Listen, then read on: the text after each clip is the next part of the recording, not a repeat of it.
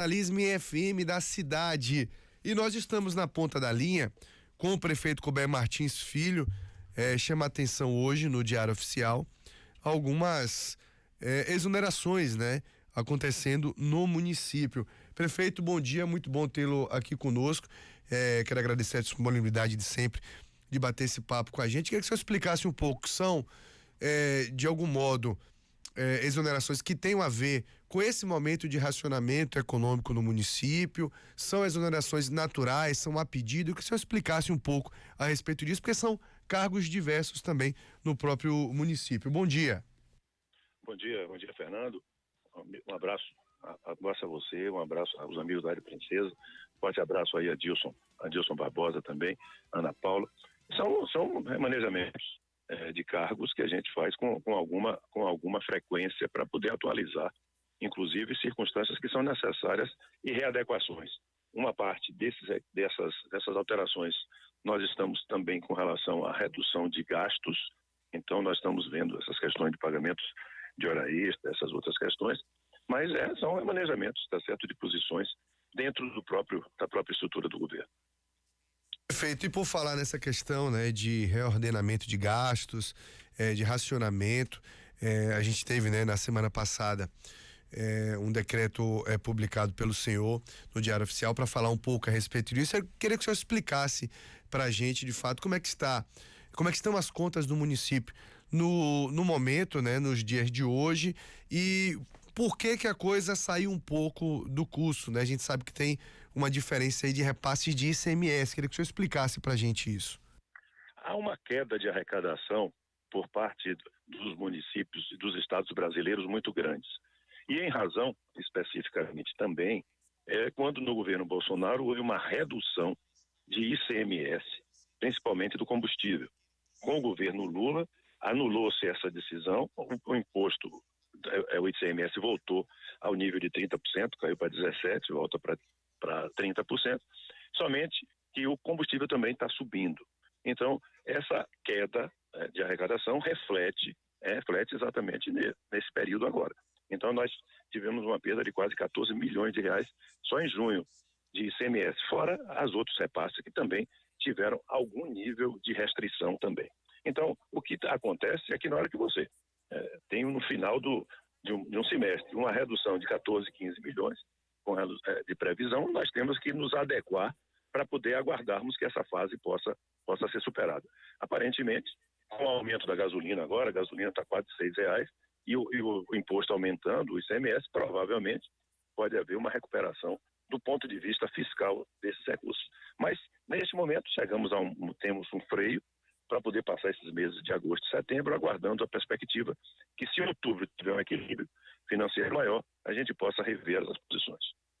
Bom, prefeito, eu ia falar justamente sobre essa questão, né? O senhor já falou aí, aumenta o combustível, com isso aumenta na arrecadação da ICMS, pode ser que a gente tenha, né, para os próximos meses um retorno, né, desse dinheiro que deixou de entrar pela queda de fato. Olhando o horizonte à frente, a projeção que se faz é de uma recuperação nos próximos meses, ou essa dificuldade deve perdurar, prefeito?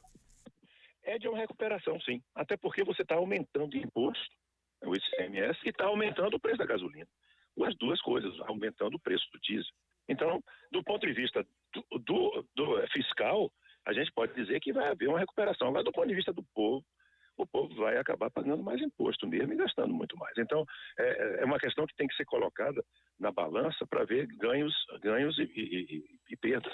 Do ponto de vista fiscal, certamente deve haver uma maior arrecadação. Agora, do ponto de vista de quem paga combustível, deve haver um aumento de imposto com aumento de preço de combustível também.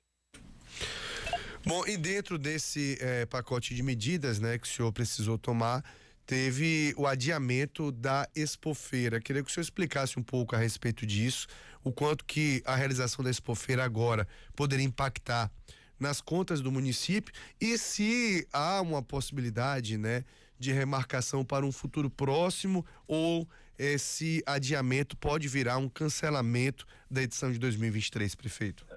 Nós queremos um adiamento, efetivamente. A Expofeira, a previsão é que nós poderíamos ter gastos entre 1 e 3 milhões de reais. No entanto, nós estamos concluindo ainda alternativas lá de recuperação do próprio parque, e esses gastos, num momento desse, de queda de arrecadação, não seriam gastos adequados. Portanto, nós optamos por adiar. Em novembro vai ter a FENAGRO na Bahia, que é um evento importante, e nós estamos avaliando a perspectiva de fazê-la na nossa atividade um pouco antes ou, quem sabe, um pouco depois, no princípio de dezembro. De qualquer forma, vamos fazer uma reunião com todos aqueles que nós fizemos reuniões anteriores e participariam da Expofeira para definir essa questão. No nosso entendimento, o melhor que nós podemos fazer é adiar, e é o que nós queremos. Até porque, lá em novembro, dezembro, com uma perspectiva de recursos melhores para o município, essa decisão é uma decisão muito mais objetiva de ser tomada. Bom, prefeito, em relação, aproveitando, né, falando de parque de exposições, a gente teve, né, um recuo, o início de um recuo ali, né, na frente, na parte que dá para a BR-324. Como é que está em relação a isso? A gente deve ter nos próximos dias novidades em relação à conclusão daquilo. E outra questão também, o próprio CNA-Senar, né, em relação ao centro de formação. A que pé está? Já tem previsão de início de construção? Como é que está isso, prefeito? Devemos ter publicado ontem, ou vai publicar hoje, algo que já foi mandado para o Senar, que é a sessão de uso de parte do parque para a construção da escola técnica de nível superior. Então isso já foi feito. Imagino que já estivemos aqui com várias pessoas do Senar e do CNA, da Confederação Nacional da Agricultura, que já tem projetos prontos, já tem a localização que foi prevista para poder ser feito. Então, o que agora é importante que a gente lembre que isso tudo é feito por licitação. Esse pessoal do sistema S, SESI, SENAI, SES, tem um sistema de licitações muito uso e feito em Brasília. Portanto, é o que vai acontecer agora, é a perspectiva que nós teremos um começo, na medida em que for selecionada a empresa via licitação para poder fazer a construção da obra. Isso também vai ser algo que nós vamos somar, porque a ideia, nesse momento, é que nós associemos o Parque João Martins da Silva com uma escola de formação técnica de agricultura e que isso seja exatamente um grande caminho nosso para poder ir um primeiro também do conhecimento e da tecnologia. Prefeito, eu quero pedir licença para mudar totalmente de assunto aqui, mas é porque é uma situação também que vem acendendo o sinal de alerta na cidade, que é a situação da dengue, né? Ultimamente a gente teve aí esse ano 4 mortes provocadas pela dengue no município. A gente sabe que esse não é nem o período, né? Geralmente o período mais complicado é o verão, né? Porque tem aquele empoçamento de águas e tudo mais por conta das trovoadas, mas a gente tem tido muitas chuvas também, não sei até que ponto isso tem influenciado. Como é que está a frente de enfrentamento, né? Nesse sentido, a gente já tem visto aí a própria questão do fumacê. Queria que o senhor falasse um pouco do combate à dengue no município e o quanto que esse momento preocupa também. Fernando, eu ia também, tá certo? Se você não me provoca, eu ia tomar a iniciativa de dizer que nós estamos ainda com uma curva muito alta, não só aqui, não só muito amiga nossa, teve uma suspeita de dengue, confirmada a dengue ontem. Mas, enfim, essa expectativa é uma expectativa de crescimento. O fumacê está aí retirando apenas aqueles insetos que voam, aqueles insetos que voam precisam ser todos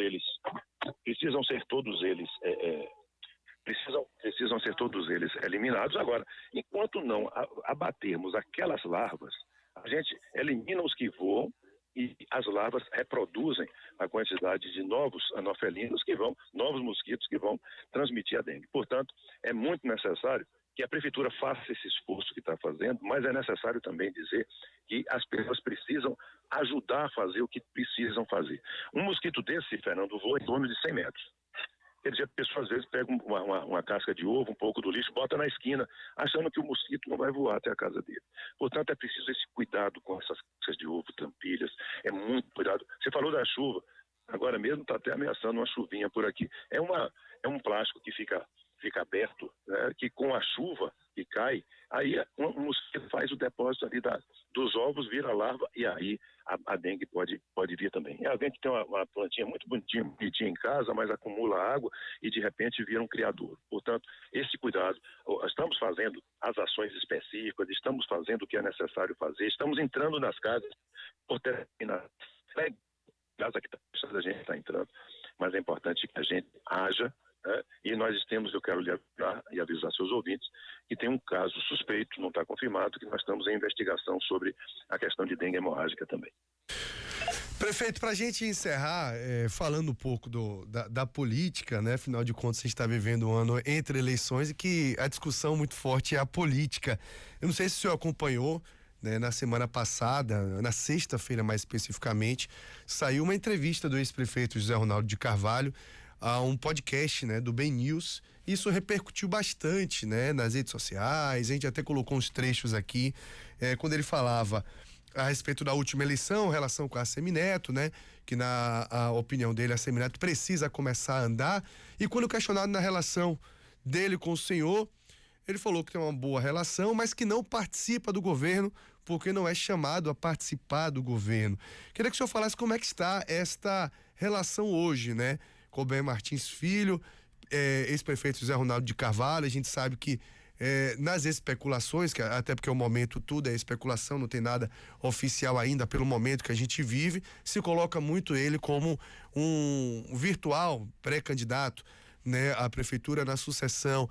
Como é que está essa relação hoje entre o senhor e o ex-prefeito José Ronaldo? Muito tranquila, muito boa, tá certo?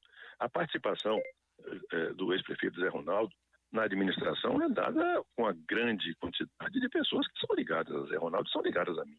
E todas elas participam do governo, uma grande parte delas nos cargos de primeiro escalão. Eu não sei que forma maior tem de se você querer uma participação de uma pessoa quando você mantém e permanece com pessoas que são absolutamente competentes e uma grande maioria de pessoas ligadas ao ex-prefeito Zé Ronaldo. Portanto, essa tentativa específica do ex-prefeito dizer que não está no governo, mas participa do governo e precisa efetivamente do governo, como eu preciso do governo também. Portanto, é importante que essa relação seja mantida nesse nível respeitoso e, mais do que isso, um nível eleitoral.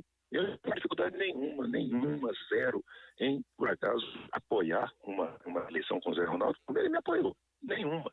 Agora, é importante dizer que essa expectativa de dizer que eu estou fora, mas estou dentro, não é uma forma de corrupção política. Até porque o governo é meu, o governo é dele. Agora, quem o governo sou eu, não entendo isso de forma diferente. Agora, essa nossa participação é comum e a grande participação de pessoas ligadas e extremamente ligadas ao ex-prefeito Zé Ronaldo dizem muito mais da sua participação e sua presença, né, inegável dentro do governo. Portanto, eu espero ter muita tranquilidade e vou ter para poder nós construirmos sim a unidade. E a construção da unidade passa exatamente por poder trilhar o caminho da tranquilidade, do respeito, o caminho da determinação e o caminho do apoio. É o apoio que eu vou querer e é o apoio que eu vou dar. Porque você só pode dar apoio tendo. Portanto, essa é a forma que nós temos que trabalhar e vamos trabalhar da forma mais segura e objetiva que nós precisamos fazer sobre esse assunto. Prefeito, agradecer a disponibilidade de bater esse papo conosco na manhã desta terça-feira. Desejar uma ótima semana para o senhor e um forte abraço. Eu quero agradecer a você, Fernando, transmitir um abraço forte aí para nosso amigo Dilson e dizer que no último dia 6, domingo, nós comemoramos aqui, distantes, o aniversário de Frei Rui. Frei Rui lá em Caruaru, mas os amigos dele aqui em Feira, como nós todos somos também, aproveitamos para transmitir-lhe um forte abraço e desejar que ele tenha sucesso lá em Caruaru, como ele teve sucesso como bispo aqui na Bahia. Obrigado a você. Maravilha, forte abraço então. Conversamos com o prefeito Colber Martins Filho na manhã desta terça-feira, dia 8 de agosto. Por falar em aniversário, Aninha, eu sei que ele não gosta muito não, é do time do Dilson Barbosa.